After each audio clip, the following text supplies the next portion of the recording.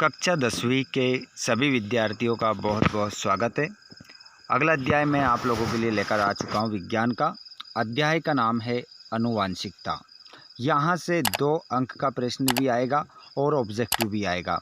5 number के objective आएंगे। तो इसी वीडियो में आपके लगभग 7 से ज़्यादा ही नंबर आपको मिलने वाले हैं। क्योंकि मैं दूसरा अध्याय भी लेने वाला हूं इसके बाद। चलिए तो हम बिना देर के स्टार्ट करते हैं। उससे पहले जितने भी दोस्त हमारे कक्षा 10वीं के विज्ञान विषय के पेपर को फाड़ के आने वाले हैं। पेपर नहीं फाड़ना है, मतलब उसको क्या करना है, पूरा हल करके आना है। इसलिए मैं कह रहा हूँ पेपर को फाड़ना है, ठीक है, मतलब पूरा पेपर करके हमें आना है। जी हाँ बच्चों, तो हम कर लेते हैं विज्ञान के इस पेपर का हल। आइए आप सभी का पुनः एक बार फिर स्वागत है। स्टार्ट करते हैं हम पहले क्वेश्चन से। क्वेश्चन नंबर पहला है, आनुवांशिकता का जनक किसे कहा जाता है। हम कोशिश करेंगे कि आपको पूरा प्रश्न बैंक धीरे धीरे प्रोवाइड करवा दें। लगभग सभी अध्याय मैंने आपको कंप्लीट करवा दिए हैं। कुछ अध्याय रह रहे हैं, एक एक अध्याय को ढूंढ कर ला रहा हूँ और आपको कंप्लीट करवा रहा हूँ। तो यहाँ पर आनुवांशिकता का जनक कहते हैं, तो ये कहते हैं हम ग्रेगर जॉन मेंडल को। लिख लो, कॉपी में लिख कर आइएगा अपने पेपर में। कितनी तारीख को? 3 नवंबर को। 3 नवंबर को आप अपने पेपर में इसको छाप कर आना कि भैया इसका आंसर क्या होगा। तो आप सभी क्या लगा देंगे? Gregor John Mendel. अगला क्वेश्चन, नर में कौन सा गुणसूत्र लिंग निर्धारण के लिए उत्तरदायी है। तो यहाँ पर आपका करेक्ट आंसर हो जाएगा, वो हो जाएगा XY करेक्ट आंसर आपका होगा। उसके बाद हम बढ़ते हैं आगे। निम्न में से कौन सा रोग आनुवांशिक है। निम्न में से कौन सा रोग आनुवांशिक है। तो यहाँ पर आपका करेक्ट आंसर हो जाएगा डायबिटीज। डायबिटीज जो है वो रोग कैसा है? आनुवांशिक रोग है।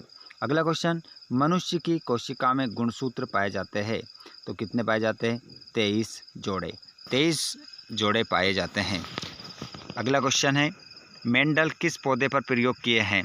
तो देखिए आप सभी जानते हैं जो मेंडल है उसने किस पौधे पर प्रयोग किया है। तो यहाँ पर आपका करेक्ट आंसर होगा मटर। अगला क्वेश्चन आपका हो जाएगा।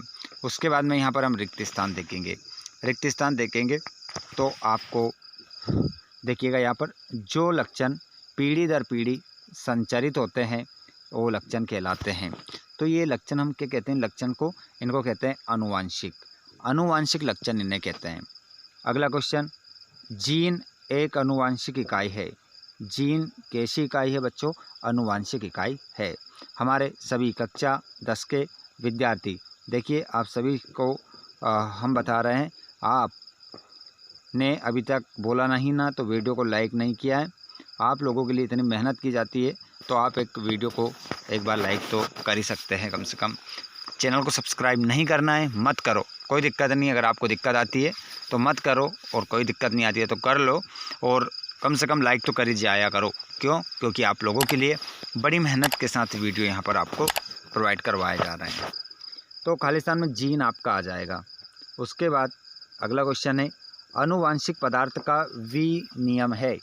तो बताइए आनुवांशिक जो पदार्थ है आपका उसका विनियम क्या है। तो आंसर हो जाएगा अर्धसूत्री विभाजन के दौरान होता है। अगला क्वेश्चन, मेंडल ने के नियमों का प्रतिपादन किया। तो मेंडल ने आनुवांशिकता के नियमों का प्रतिपादन किया। सभी जीवों का शरीर का बना होता है। तो कोशिकाओं का बना होता है। मानव में शिशु के लिंग का निर्धारण जोड़े द्वारा होता है। तो XY जोड़े के द्वारा होता है लिंग का निर्धारण, लड़का है या लड़की। अगले क्वेश्चन की ओर हम बढ़ते हैं, और क्वेश्चन है आपका, आनुवांशिकी का प्रतिपादन किसने किया। आनुवांशिकी का प्रतिपादन किसने किया। तो आप सभी जानते हैं ग्रेगर जॉन मेंडल ने किया।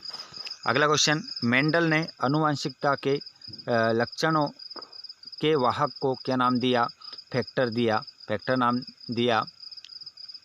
जीन की खोज करने वाले वैज्ञानिक का नाम क्या है। तो मेंडल है। आनुवांशिकी के जनक का नाम लिखिए है तो ग्रेगर जॉन मेंडल। एक उभयलिंगी जीव का नाम बताइए। तो केंचुआ उभयलिंगी है। चलिए आगे हम बढ़ जाते हैं बच्चों। जोड़ी की तरफ। जोड़ी देखेंगे हम मेंडल, तो मेंडल को आप मिलाएंगे बच्चों आनुवांशिकता से। वाटसन एवं क्रिक, तो इसको आप मिलाएंगे डीएनए। सटन, तो इसको आप मिलाएंगे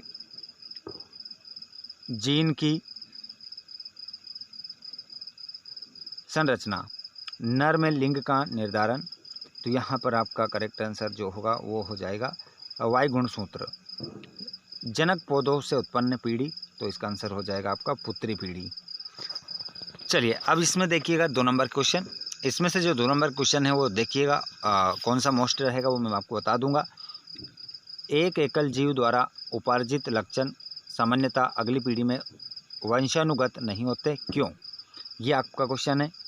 क्वेश्चन नंबर यहाँ पर दूसरा भी है, ये क्वेश्चन नंबर तीसरा भी है। क्वेश्चन का स्क्रीनशॉट ले लें।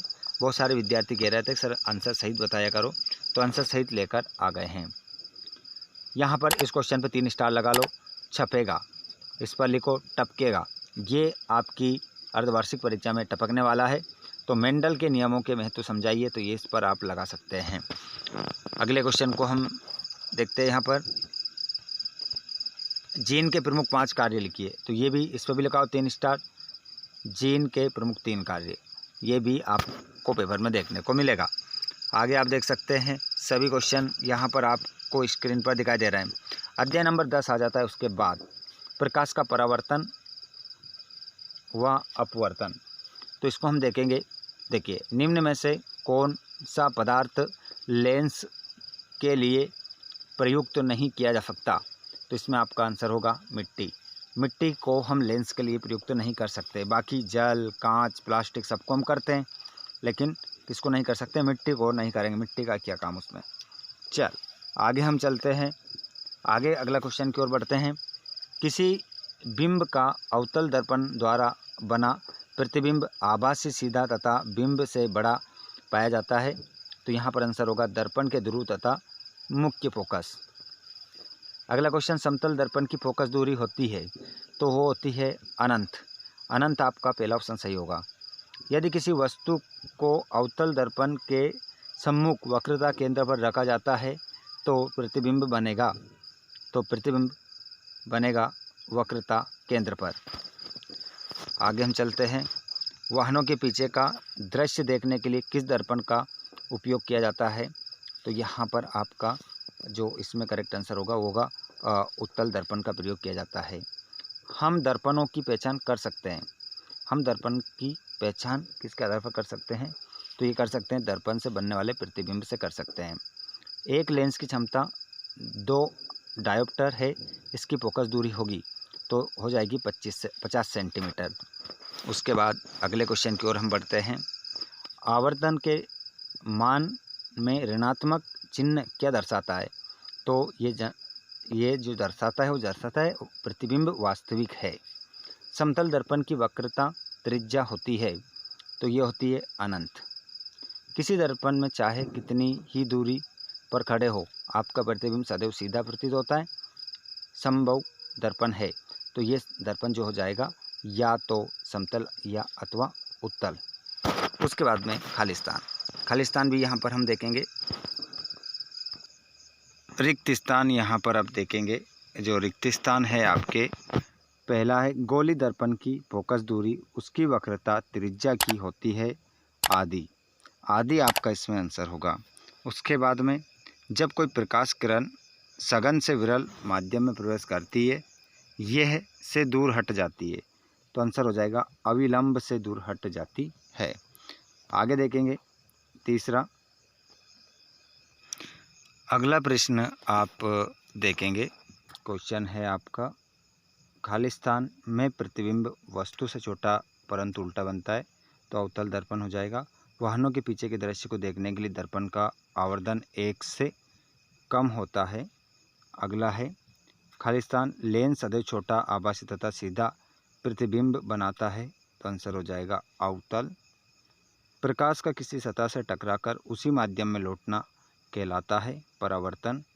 आपतन कोण का मान सदैव परावर्तन कोण के मान के होता है बराबर होता है। उसके बाद देखेंगे हम अगला क्वेश्चन। दो खालिस्तान दो माध्यमों में प्रकाश की चाल अनुपात है, तो अपवर्तनांक आपका आंसर हो जाएगा। अवर्तनांक आपका इस खालिस्तान में आंसर लगाएंगे। वस्तुओं को हम की उपस्थिति में देख सकते हैं प्रकाश। न्यूटन ने प्रकाश से बना हुआ माना, तो आंसर होगा कणिका। उसके बाद में यहाँ आप देखेंगे रेखीय आवर्तन किसे कहते हैं, आंसर आपको दिखाई दे रहे हैं। उसके बाद में ये आप इसमें 3 स्टार लगा लो, ये आपको देखने को मिलेगा। 1/A बराबर 1/U प्लस 1/V, ये दर्पण का सूत्र है जो कि कई बार पूछा जा चुका है। उस दर्पण का मान बताइए जो बिंब का सीधा तथा आवर्धित प्रतिबिंब बना सके, तो इसमें क्या होगा, अवतल दर्पण। एक आपतित किरण समतल दर्पण 30 डिग्री का आपतन कोण बनाती है, तो परावर्तन कोण का मान क्या होगा, तो यहाँ पर हो जाएगा 30 डिग्री हो जाएगा। जोड़ी भी देख लो, जोड़ी यहाँ पर हम देख लेते हैं। डायऑप्टर को आप मिलाएंगे, लेंस की क्षमता, उत्तल लेंस को आप मिलाएंगे, बीच में मोटा तथा किनारों पर पतला। अवतल लेंस की क्षमता, इसको आप मिलाएंगे ऋणात्मक। एक सरल रेखीय पथ, तो इसको मिलाएंगे आप प्रकाश किरण। परावर्तक पृष्ठ गोली, तो इसको आप मिलाएंगे गोलीय दर्पण। इस प्रकार आपका ये आंसर लगा लेंगे आप।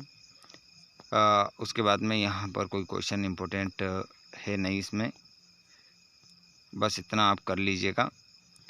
उसके बाद में हम आगे बढ़ते हैं, तो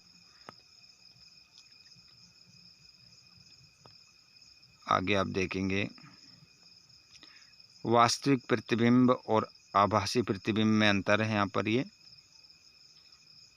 आता है मानव नेत्र तथा रंग बिरंगा संसार। इस वीडियो को मैं आपको नेक्स्ट वीडियो में करवाने वाला हूँ। तो आप सभी ने चैनल को सब्सक्राइब नहीं किया हो तो चैनल को सब्सक्राइब जरूर कीजिएगा और घंटी के बटन को ऑल पर जरूर कर लीजिएगा, जिससे आने वाले वीडियो का नोटिफिकेशन आपको मिल जाएगा। धन्यवाद।